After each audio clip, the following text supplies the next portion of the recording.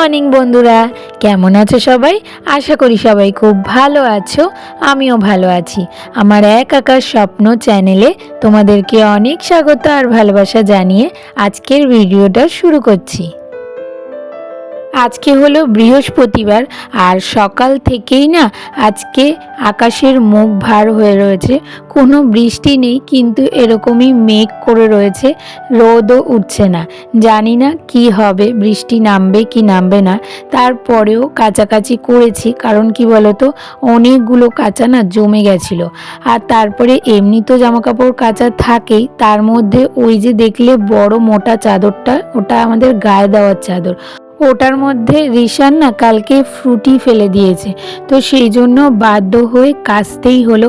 জানি না শুকাবে কি না, হঠাৎ করে যদি বৃষ্টি নেমে যায় কি হবে জানি না। মেলে তো দিয়ে আসলাম, যদি মেঘও থাকে হালকা হাওয়াতে যদি কিছুটা শুকিয়ে যায় তারপরে ঘরে এনে মেলে দেবো। আর তারপরে চলে আসলাম রান্নাঘরে, এবার রান্না শুরু করব। তার আগে তোমাদেরকে বলবো, যারা যেখান থেকে আমার ভিডিওটা দেখছো তারা প্লিজ পুরো ভিডিওটা দেখার চেষ্টা করো, আশা করি তোমাদের ভালো লাগবে। আর আজকে না সকালবেলা বাসি কাজ সেরে রিশানকে রেডি করে স্কুলে পাঠিয়ে তারপরে রান্না বসিয়ে দিয়েছিলাম। আর যেহেতু অতগুলো কাঁচা ছিল, তো সেই জন্য না রান্না করতে করতে একটুখানি কাচছিলাম, কিন্তু কাচতে কাচতে দেখলাম কি আমি পুরো ভিজে গেছিলাম। এরকমই হয় আমার সাথে, জানো তো, কাচতে গেলেই ভিজে যাই। তো সেই জন্য যতটুকু রান্না হয়েছে ততটুকু থামিয়ে রেখে আমি স্নান করে নিয়েছি, আর স্নান করে পুজোটাও দিয়ে দিয়েছি। তো তারপরে জামা কাপড়টা মেলে আসলাম, ভাবলাম যে সকাল সকাল মেলে আসি, তাহলে বৃষ্টি নামার আগে অন্ততপক্ষে যতক্ষণ হাওয়ার মধ্যে থাকে ততক্ষণে শুকিয়ে যাবে। তো সেই জন্য ছাদে জামা কাপড় মেলে এই যে এখন বাদবাকি রান্নাটা করতে এসেছি। আর ওইদিকে গুড়িয়া ত্রিপাঠী চ্যানেল থেকে দিদিভাই আমাকে কমেন্ট করেছে, বহুত আচ্ছা হ্যায় রেসিপি সিস্টার জি, বহুত আচ্ছা লাগা। থ্যাংক ইউ দিদিভাই। তবে আমি বাংলাতে বলবো না হিন্দিতে বলবো, বুঝতে পারছি না, যেহেতু এটা আমার বাংলা চ্যানেল তো সেই জন্য বাংলাতেই বললাম। থ্যাংক ইউ দিদিভাই আমার পরিবারে আসার জন্য আর আমার রান্নার প্রশংসা করার জন্য। তোমাকে অনেক অনেক ধন্যবাদ আর অনেক অনেক ভালোবাসা। এইভাবেই সবসময় আমার পাশে থেকো। আর ওইদিকে মৌসুনা চ্যানেল থেকে দিদিভাই আমাকে কমেন্ট করেছে, খুব ভালো লাগলো ভিডিওটা, লাইক দিয়ে পুরো ভিডিওটা দেখে নিলাম। তো থ্যাংক ইউ দিদিভাই, অনেক অনেক ভালোবাসা আমার তরফ থেকে তোমার জন্য। তোমাদের এই লাইক আর সুন্দর সুন্দর কমেন্ট আমাকে অনেক বেশি মোটিভেট করে আরও বেশি পরিশ্রম করার জন্য আর সামনের দিকে এগিয়ে যাওয়ার জন্য।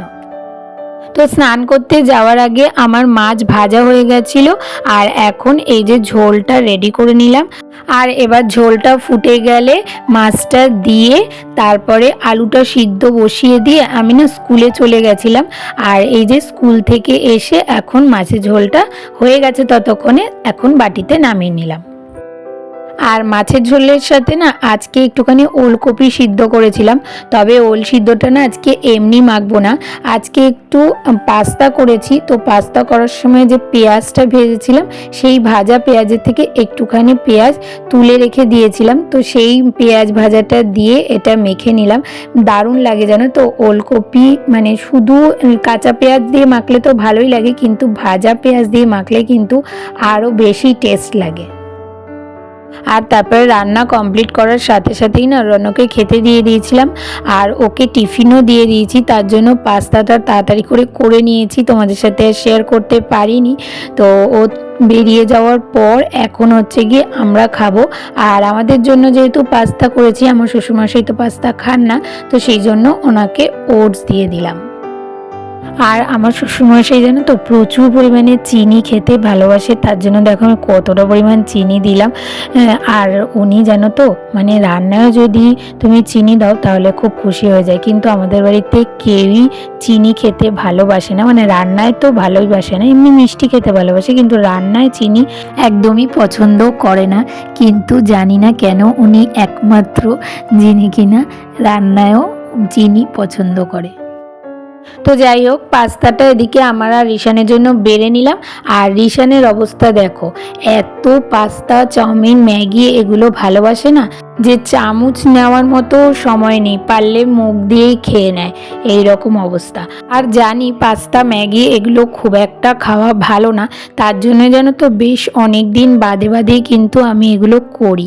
পাস্তাটা তো অনেক দিন বাদে করলাম। আর তারপরে এইদিকে ঘরের অবস্থা দেখো, সকালে ওই দিকের কাজগুলো দেখতে দেখতে না বিছানাটা আর গোছানোই হয়নি, একদম এলোমেলো হয়ে পড়ে রয়েছে। তারপরে স্কুল থেকে আসার পরে রিশানের ড্রেস ব্যাগ সব কিছু একদম ছড়িয়ে ছিটিয়ে ছিল। কারণ কি বলতো, আমি না স্কুল থেকে আসার পরে আর গোছানোর টাইম থাকে না, তখন তাড়াহুড়া করে মানে আর্ধেক রান্না করে রেখে যাই, তো রণ ওইদিকে বসে থাকে অপেক্ষা করে, তো সেই জন্য তাড়াহুড়া করে কোনো রকমের ব্যাগটা রেখে রিশানের ড্রেসটা ছাড়িয়ে আমি তাড়াতাড়ি করে রান্নাঘরে বাদবাকি রান্নাটা করতে চলে যাই। তো সেই জন্য এই কাজগুলো না পড়েই থাকে।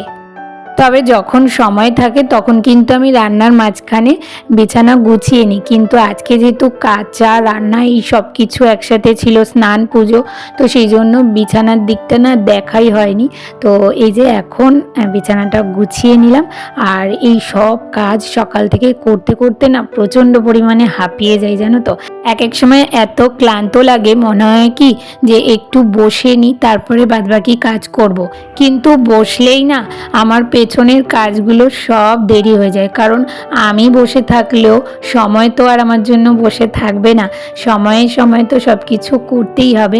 আর যেহেতু একটা বাচ্চা আছে তার জন্য তাকে তো সময় মতো সব কিছু করাতে হবে, না হলে আবার অসুবিধা হয়ে যায়, বাচ্চার ঠান্ডা লাগা এই সব কিছুই মাথায় চিন্তা করতে লাগে। তো সেই জন্যই আর কি না বসে তাড়াতাড়ি করে সব কাজগুলোকে সেরে নিচ্ছি। আর আমাদের রিশান জানো তো ফল খেতে খুব ভালোবাসে, মানে প্রত্যেক দিন দুপুরবেলা খাওয়া দাওয়া করে ওর ফল খেতেই হবে। এটা আসলে আমরা এই ছোটোবেলা থেকে অভ্যাস করিয়েছি, তো সেই জন্য দেখলাম যে ওর অভ্যাসটা রয়ে গেছে। তাই জন্য ফল শেষ হলেই না ও এক এক সময় মনে করিয়ে দেয় যে মামাম লেবু নিয়ে চলো, পেয়ারা নিয়ে চলো, আপেল নিয়ে চলো। তো সেই জন্য স্কুল থেকে আসার সময় না লেবু নিয়ে এসেছিলাম, তবে আজকে আর লেবুগুলো দেবো না, কারণ একটা পেয়ারা রয়েছে, তো সেই পেয়ারাটা আজকে কেটে দেব, লেবুগুলো কালকে খেয়ে নেবে। আর এই লঙ্কাগুলো না কালকে রণ এনেছিল, কিন্তু এগুলো আর কন্টেনারে রাখা হয়নি, তাই ভাবলাম এখন রেখে দিই। তবে এই লঙ্কাগুলো যেন তো প্রচণ্ড পরিমাণে ঝাল। আগের বার লম্বা লঙ্কা এনেছিলাম, তো ওগুলো ঝাল ছিল, আমি ভাবছিলাম এগুলো ঝাল হবে কি না, কিন্তু এগুলো প্রায় ধানি লঙ্কার মতো ঝাল, ছোট ছোট হলে কি হবে, একদম বিশাল ঝাল, একটা খাওয়া যায় না। আর তারপরে ওই কাজগুলো শেষ করেই দেখলাম কি এদিকে বেসিনটা বেশ ময়লা হয়েছে, তো সেই জন্য ভাবলাম এটাকে একটুখানি পরিষ্কার করে নিই। আর শম্পাস লাইফস্টাইল থেকে সম্পাদি বলেছিল যে তোমার বর খুব সাপোর্টিভ, দেখে খুব ভালো লাগে। তো অবশ্যই এটা সত্যি কথা, ও অনেকটাই সাপোর্ট করে বলে আমি এত কাজ করে উঠতে পারি। কিন্তু এই বাড়ির কোনো একটা কোণাও পরিষ্কার করতেও আমাকে সাহায্য করে না, শুধুমাত্র বাথরুমটা একটু পরিষ্কার করে দেয়, এছাড়া সব কিছু পরিষ্কার পরিচ্ছন্ন রাখার দায়িত্ব কিন্তু আমার। আর তার জন্য কিন্তু আমি না মানে কোনো একটা দিন ঠিক করে বা সময় ঠিক করে আমি করতে পারি না। আমি যখন যখন আমার কাজ বুঝে সময় পাই তখনই আমি মানে ছোট ছোট জায়গাগুলোকে পরিষ্কার করে নিই, যাতে সবসময় পুরো বাড়িটা পরিষ্কার থাকে। কারণ আমার একটাই কথা মাথায় আসে যে ঘর দুয়ার পরিষ্কার রাখলে সত্যিকারের মা লক্ষ্মীর বসবাস হয়, আর ঘরে লক্ষ্মীশ্রীও বজায় থাকে।